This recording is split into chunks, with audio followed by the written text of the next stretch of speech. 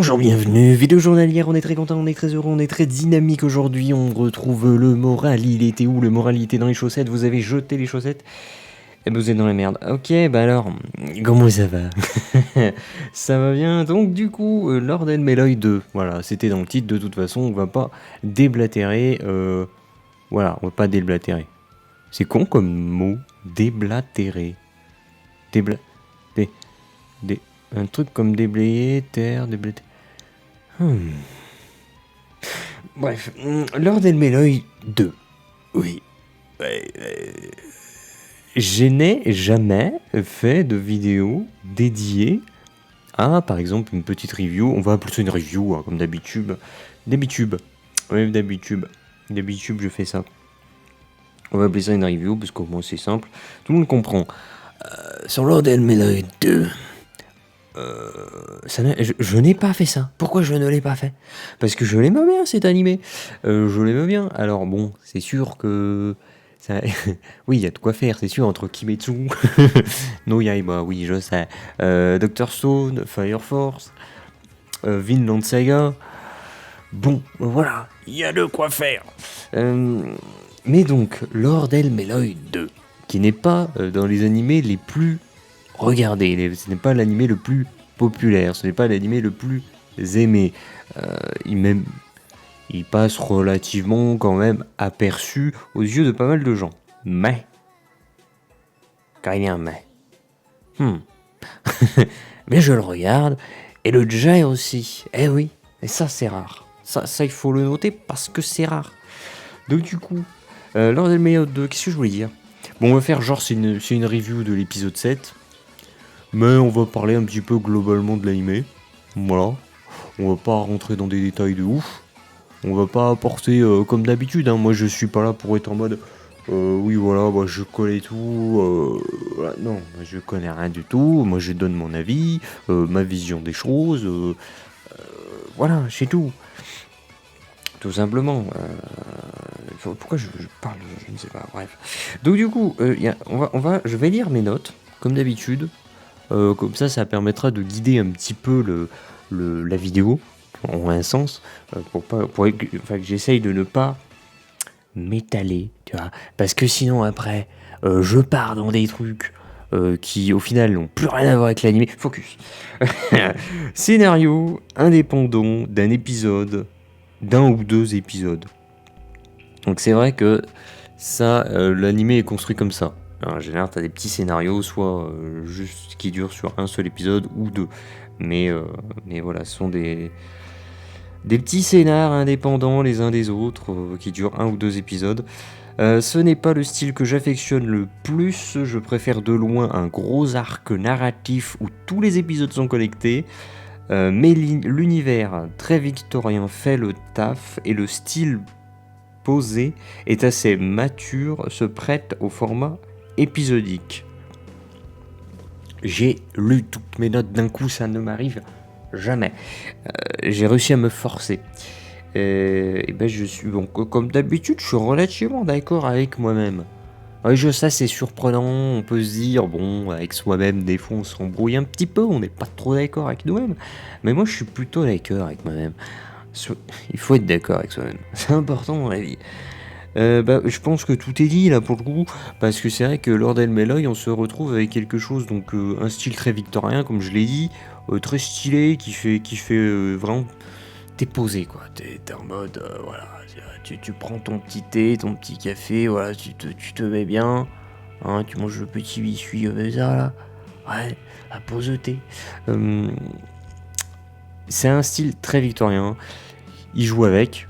Hein, on se retrouve avec des bâtiments en briques, on se retrouve forcément, ils nous sortent la tour de Londres, et tu te retrouves avec de la locomotive, tu te retrouves avec... bref, tout ce qui fait un petit peu le style victorien dans l'imaginaire collectif. Ouais, faut jouer collectif.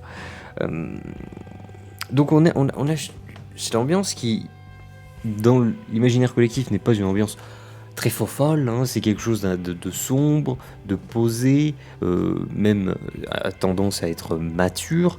Et avec cette ambiance-là, on se retrouve dans Lord and Meloy 2, qui est donc un animé posé, relativement mature. Et donc du coup, ce côté épisodique, on peut dire ça comme ça, bah ça marche bien. Ça marche bien parce que ça permet de mettre en place des pseudo intrigues, enquêtes, slash tout ce que tu veux, en un seul épisode ou deux. C'est vrai. Et du coup, ça a un intérêt. Pour le moment, je trouve ça plaisant. C'est pas foufou, je reconnais. Parce que, bon, après, c'est pas foufou.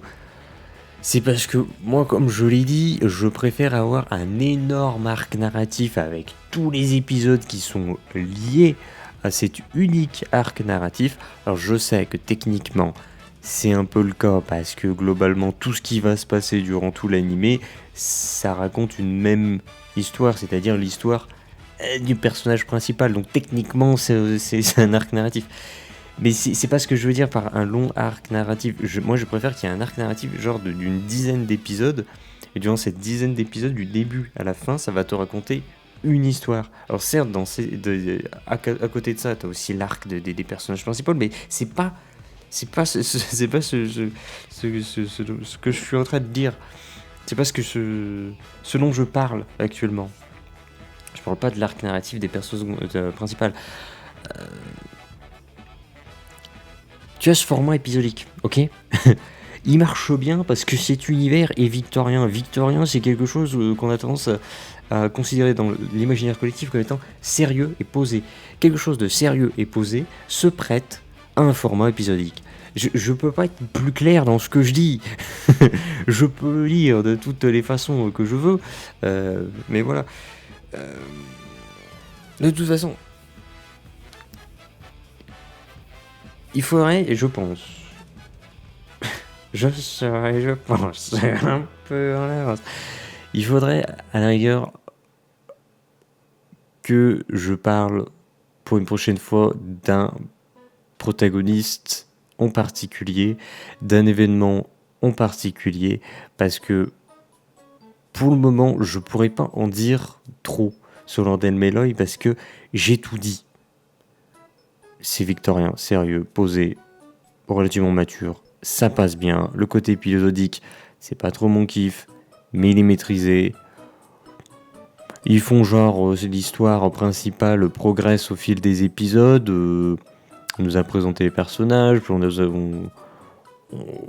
dit, oh, regardez, il y a une petite boîte avec un bout de cape de son servant de la guerre du Graal. Oh, bah tiens, elle a disparu, il se l'est fait voler. C'est en arrière, c'est en arrière-plan, et ça fait genre, ça te donne un arc narratif. C'est un fil rouge en fait. T'as ce fil rouge comme ça, c'est marrant parce que c'est une cape et du coup c'est en tissu et du coup il y a du fil et la cape elle est rouge. Il y a de la lumière là-bas, regardez, il y a de la lumière. J'en ai marre. Ça va ça va bien? Ouais, ça va bien. Donc je veux bien qu'il y ait des petits fils rouges, pareil pour je sais même plus comment elle s'appelle, je retiens pas les noms des personnages. Ça faudrait que je bosse là-dessus. Retenir les noms des personnages, ça peut être intéressant. La meuf avec les cheveux gris là, qui je sais plus c'était quoi, c'était une servante du roi Arthur ou je sais pas quoi, ou c'était le roi Arthur justement. Et que justement il disait oui mais non mais le roi Arthur c'est un mec et puis t'en as d'autres ils étaient en mode eh bah non connard. Comme quoi pourquoi pas, moi ça me hype bien, mais voilà il y a ce mystère aussi, donc ça donne un autre fil rouge à l'histoire. Donc c'est pour ça que le format épisodique il marche bien, parce que t'as ces fils rouges qui sont certes très peu exploités, mais ça fait office de fil rouge et puis c'est marre quoi, c'est pas prononcé, tu vois, c'est un petit filin. C'est des petits filins, tu vois, c'est des filins rouges comme ça, du début à la fin ils sont là, et c'est peut-être aussi ce qui lie le tout, et le lien, tu vois, entre les différents épisodes est pas très fort, mais il est tout de même présent. Je regrette que ce lien, justement, qui est constitué de ces fils rouges, soit un peu faible. Voilà. C'est peut-être que ce que je regrette pour cette série. Ce qu'on peut éventuellement critiquer. Enfin, c'est pas une critique, hein. Moi, l'animé, je l'aime bien. Voilà. C'est très divertissant. C'est, je trouve, qualitatif. Allez, regardez, si vous kiffez le côté victorien, un truc un peu posé, allez-y, c'est du bonheur. Donc, je ne critique pas ça. Je constate que ce n'est pas quelque chose qui me rend joasse. Voilà. Moi, non. Je préfère quand le lion qui est constitué de fil rouge soit un peu plus costaud, tu vois. Voilà. Bon, le mec relou. Sur ce, moi je vais vous laisser. Voilà. Une vidéo sur Lord Elbeloy 2, j'avais l'impression que je n'allais jamais en faire. Et pourtant j'en ai fait une. Qu'est-ce que vous allez faire? Pas grand chose, en fait, parce que on s'en fiche. Tout le monde s'en fout. Voilà. Donc bonne journée. Et puis voilà. Clap de fin. Ouais, on va clapper. Allez, clap de fin.